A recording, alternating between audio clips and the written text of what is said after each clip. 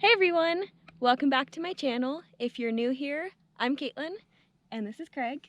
And we bought a 1988 Toyota Dolphin RV a little over a year ago.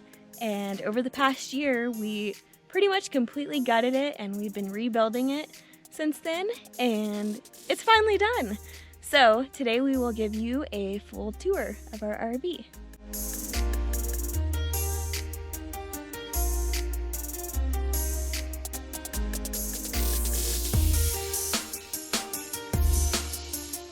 Yeah, we can start on the outside. I'll just point out a few things. This has a fiberglass siding, and ours was faded from sitting out in the sun, and the gel coat had worn off. So we went ahead and wet sanded it down and then painted it with a marine grade boat paint.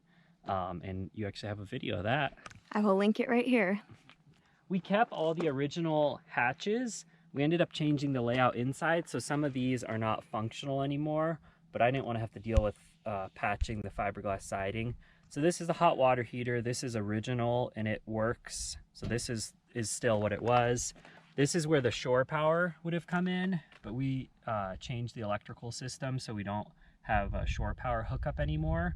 So in the summer, this will be an exterior shower. This is where this will come out. This is where the generator was located. And now this is our only exterior storage. So we have a tank for our diesel heater. So that's where we fill that. And then also I keep all the fluids for our engine oil, antifreeze, brake fluid, transmission fluid. The rest of these covers, okay, so this one is original and we still use it, or we will use it. This is where you fill the large water tank with fresh water. This one was plumbing access. The RV used to have a shower, and this is so you could get to the drain for that. So we don't use that anymore because we removed the inside shower. And coming around, we've got our cargo box here. This is where we store our skis right now. I fabricated this rack to hold it, and it's been working out really well. Hasn't fallen off yet, so that's really good. Looks like we got a little rust, huh? But that's not too bad. Then we got our spare tire there, that's covered. We repainted the rear bumper, so that's all nice.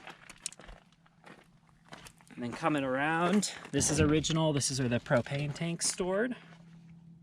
Next to this is where the house battery was stored previously, and we still have a battery in this approximate area, but we're using a sealed lithium battery, so we no longer need to have it vented. So this hatch is not used anymore. And since we painted over the original Dolphin letters, we got some new vinyl letters that we just placed on top of the old letters. And this originally had stripes along here. We did not put them back, but we may decide to put some vinyl stripes or paint them in the future. But for now, it's just white. Yeah, you can't really notice from a distance. No.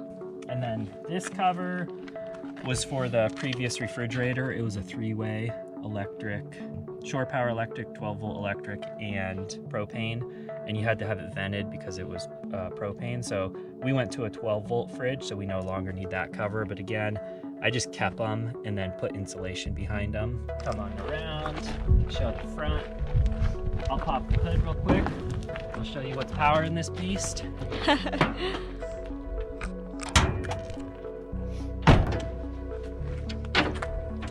So it's got its original engine. It's a 4-cylinder, an inline 4, 22RE, so it is fuel injected. This was one of the first years this engine became fuel injected, so I'm really glad we got that version. I did quite a bit of work here before we left. We got a new radiator, all new radiator hoses. I replaced the water pump, all new hoses.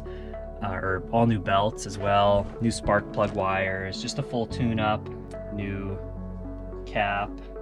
We put in a new battery. Yeah, just a full tune-up, replaced all the fluids, had to do a lot of exhaust work. But yeah, it's been pretty reliable, and I'd say we've been averaging probably about 14 to 15 miles per gallon, which I'm really impressed by. For how big this thing is, how much air it's pushing. But we do go pretty slow. We go about 55 miles an hour. So All right, now we're gonna give you a tour of the inside.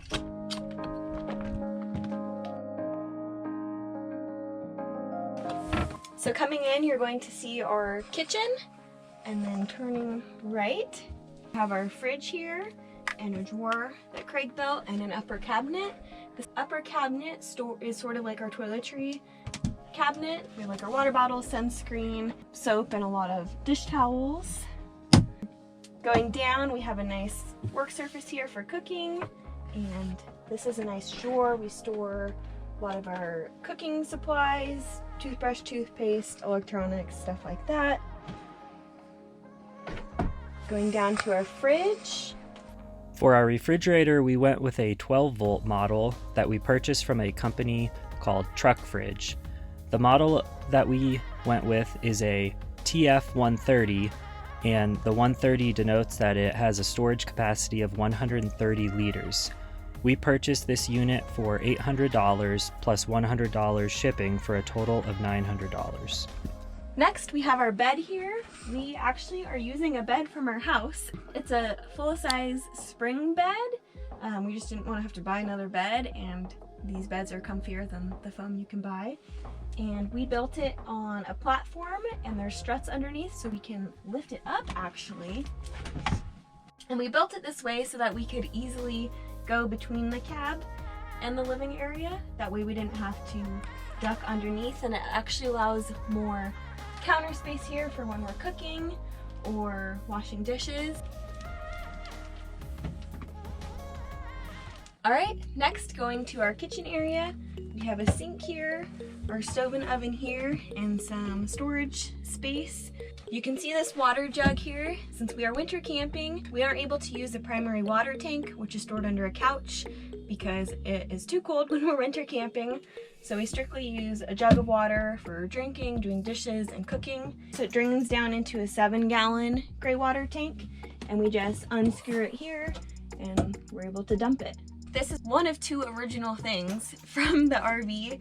We really like the stove and oven combination. We're glad we didn't go with just a 2-burner stove, because we've actually used the oven quite a bit. And Craig built all of this countertop and all of these drawers.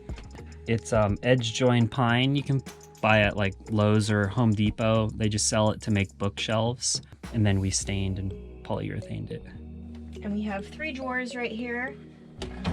I feel like we have adequate kitchen storage. This is kind of our utensil drawer. The next drawer is kind of our coffee and tea drawer, and honey.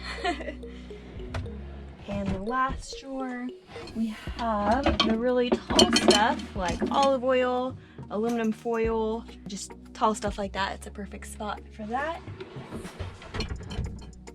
And then this bottom drawer is kind of our pantry. It's a great spot to store all sorts of pantry items. That works well for us. Let's see. This is also original, and it works really well. It actually works better than some that we've had in the houses. Going up here, we have some cupboards. We have our bowls, strainer. This is coffee making supplies, and all of our spices here. And because these cabinet doors are small and light enough, they actually stay open on their own. We don't need supports holding them up. So that's nice. And then we made a backsplash out of the aluminum from our roof. We had some extra aluminum, so we decided to use that instead of buying something else. And we really like the look of it. Matches our stove, and Craig did a neat design in it. So we like that. All right, going back, we have 3 upper cabinets here for storage. This whole side is basically food storage. And as you can see, it's not even packed. We definitely have enough space in this RV. And then under here, Craig installed some LED puck lights. Those are really nice and bright. We really enjoy having those. And there's a little switch down over here. I'm gonna show the switch. The little switch is right there. So I ran the electricity to these upper cabinets. There wasn't a good way to, so it comes up in this galvanized conduit back here and up. All right, going down beneath the cabinets, we have a couch here, and we wanted to utilize all of the space underneath the couch for storage. So we built top-down storage underneath this couch. As you can see, it's pretty big and deep, which is really nice. We keep our pots and pans down here, and our dish drying rack, some cutting boards and camping chairs. It's really easy to access. And then going to this back top-down storage, it's a little bit shallower because our water tank is underneath here actually. So we keep shoes here, our extendable ladder that we use for outside to get onto the roof to clear snow. And underneath this whole couch is our diesel heater, and the control for that is right here. We purchased a knockoff diesel heater. We did that just because it's a lot cheaper. The model we bought was through Amazon, and it's from the company's called Max Speed. There's lots of other ones you can buy. That's just the one someone recommended to us. And I believe it's a 5 kilowatt model. And how it works, it just burns diesel fuel and then sucks in outside air and blows it over a heat exchanger to bring that heat inside. And it puts out really hot air. At first we were using it and it was actually the air it was putting out was too hot. We had it cranked up too high. And we had a lot of issue with a kind of a plastic smell. And maybe that's one downside of buying the knockoff, the cheaper one. But we finally realized if we just use it at its lowest setting, it doesn't get as hot and then it doesn't release that plastic smell. I don't know what's getting too hot, but something is. It's very efficient. On its lowest setting, it uses between 1/2 gallon to 3/4 gallon with it running all night long. That's pretty nice. And it doesn't use much electricity either, which is nice since we have an off-grid setup and we don't hook up to shore power. So it's easily supplied just from our 100 amp hour lithium battery. And it puts out a very dry heat, which is nice with dealing with condensation in the camper during the winter. So we have 2 spots. One is there. And this is where the heat comes out. And one is there. And they're cool. You want to show how they rotate? Sure. That's nice. You can kind of direct the heat where you want. And we also use that for drying our ski boots. Yes, we place them right here and it dries them out better than any ski boot dryer you can buy. All right, now going to the back of the RV, we have some hooks up here, 3 hooks, but they have like 2 hooks on each one. It's nice to hang our coats here and our wet ski clothes so that they can dry out here. And going to the back, we have another couch here, which is really nice. We like having these 2 couches so we can each have our own lounge space. As you can see, these cushions, I have a video on how to make those actually. We used 4-inch thick foam we got off Amazon, and we covered the 4-inch foam in drop cloth, and we have ties on the back so that we're able to take them off to easily wash them if they do get dirty. All right, now we'll show you underneath this couch. It's a pretty big storage area, which we love. We also put this up on struts so that we don't have to hold it when we open it. This is kind of our catch-all, essentially like a garage in our RV. We have our cassette toilet right here, and we store our ski boots in here, and Craig has all of his tools in here, our helmets. We have our water jugs in here. We have 3 different water jugs. The one you saw on the sink and these 2. When they're all full, it's about 12.5 gallons. So we like having a lot of water on us for peace of mind, and sometimes it's a little difficult to find water, so we like to make sure we have a lot of water. And then we have a little storage area down here. We store a little cordless vacuum, which is really nice. I love this thing. And some medicine, toilet paper, some other tools down there. All right, now going to our closet. We have a nice closet here. We each get our own shelf for clothes. And then up here, we keep all of our towels and sleeping bags. And then we have 3 drawers here for extra storage. Again, we each get a drawer and we kind of share one for more clothes. This is kind of a catch-all toiletry drawer. And when we drive, for some reason, this drawer likes to pop out. So we built a little, show the hook? Sure. We attached a little hook here so that this drawer does not pop out when we drive. We don't have an issue with this middle drawer popping out, but sometimes this bottom drawer does, but because the cushion is up so close, it only comes out a couple of inches, so it's not a big deal. But this one was pretty bad. All right, we have our smoke detector up there. Gotta make sure you have those. We got the little cute baby one from Home Depot. I can put a link to all of our appliances and stuff like that down below. Going to our dinette area where we enjoy our meals. We have the same kind of wood for our table that we used on the kitchen counters and the counter above the fridge. It attaches to a metal pole, and it also attaches to the wall. When we drive, we do take the table out because it squeaks a lot right here. This can also fold down into another bed. We take this post out and we set the table down in these grooves right here. And then we put the cushions on top of here and it makes a short bed. I can totally fit there. Maybe a tall person can't, I don't know. I actually can. Craig can fit there. It's just narrow. It's a little narrow for a bed. Really narrow. We have storage under the seats here too. We'll start with this one. So here we have some top-down storage. We use this kind of as our laundry chute. It's perfect to keep our dirty clothes. This is my seat, and this is Craig's seat. This is where the wheel well is, so I put my feet right there, and it's perfect for me. And if I were to sit over here, my feet don't even touch the ground. So this is Craig's seat. And we have some top-down storage under this seat, and this contains all of our solar stuff. I will let Craig talk about the details of that. Kind of looks like a mess, but I tried to do a neat job wiring all of this. So just a brief rundown. That in the back corner, this guy, that's our charge controller. It's a 40 amp model from Renogy. And so the electricity comes down from our 3 100 watt panels on the roof and feeds into this charge controller, and that converts it into usable electricity to power items in our camper or to charge our battery. We have a 100 amp hour battery from Battleborn. You can see our bus bars down there. The one with the black wires going to it is the ground. There's our fuse block for everything's fused. I figured out how to wire all this, or I learned from the website Explorers Life. It's a very good resource. He has a lot of information on wiring up systems for campers. And then this box here is for our fuse block for all of our 12 volt wiring. We have a master disconnect over here. That's this guy.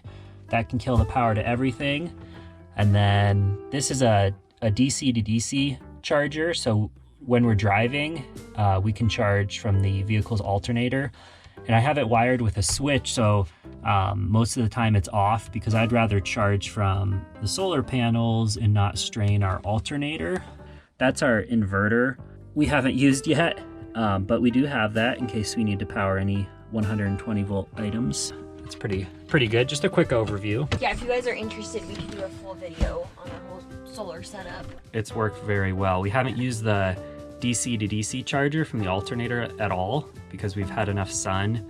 And even on cloudy days, with the 3 panels we have, it can still generate enough electricity to charge up the battery. It's pretty cool. There we have a 12 volt plug. And I wired this way. I learned this from Explorers Life. You know, you can get the plugs where it would have the USB built in, but the author of that website suggested just getting this plug. It looks like a cigarette lighter because USB technology keeps changing, and that way you can just buy the adapter so you're always up to date. And here's an example of that. You know, this has the USB-C. Yep. And regular USB. And this is like a really a powerful one. Caitlin charges her laptop from this, and also it charges phones like really fast. So that's pretty cool. That switch is just to turn the inverter on and off. All right, going up to these upper cabinets. Again, we have 3, same size as the ones on the other side. Just kind of miscellaneous storage. This is our little library. We both like to read a lot, so we have a lot of books. And then this one, Lots of hand warmers and toe warmers because we ski a lot and I get really cold hands and feet. So those are essential for me in very cold weather. And we have gloves and hats and stuff like that so we can easily grab them right as we go out the door. Let's see, we have another switch here for these LED lights. Besides the oven and the stove, these are the only other original things from the RV. They're little reading lights and we think they're really cute and cool because they work. And you can move them, which is really unique. This is better than anything we saw on Amazon. And we put LED lights in there to make them more efficient. The other USB charger is right there. There's another one where you can charge. So we only have 2, but that's been working out. So we have a powered fan up here. We only have 1 roof vent. Before the roof had 4, when one of them was for the air conditioner, which we removed, but I thought that was a crazy number of holes in the roof. So yeah, we just have 1 and that's been fine. We'll see when it gets warmer. We replaced the old shag carpet with waterproof vinyl flooring. And this is not the plank flooring. We thought about doing that, but I really like the idea of just 1 piece of flooring for the whole floor. So this is the stuff you just buy off of a roll. And I think it comes 12 feet wide. So you can see how the fake planks are running. We were actually able to use the 12-foot width going from up here to the back, covered almost the whole length of the camper. At the very back, we had to patch in a little piece, but that way we were able to buy the exact length that we needed, which equates to the width of our camper. And I actually have a full video on doing the flooring if you want to see. I can link that up here. So I will show you what it looks like in the cab. Come under here, and here's our 2 seats. We put our own center console in here because the other one, it was smaller and it had grips to stick to carpet, but since we replaced the carpet with vinyl, it didn't stick, so we had to find a different console. And this works well. It fits perfect between the 2 seats. And we keep our little trash can right there. Craig always has some oil up here. This is a little folding step stool we use to get up onto the bed. Oops. Oh, here we go. Well, I think that's it. Thank you for watching our video. If you haven't already, make sure you subscribe, and we'll see you in the next video.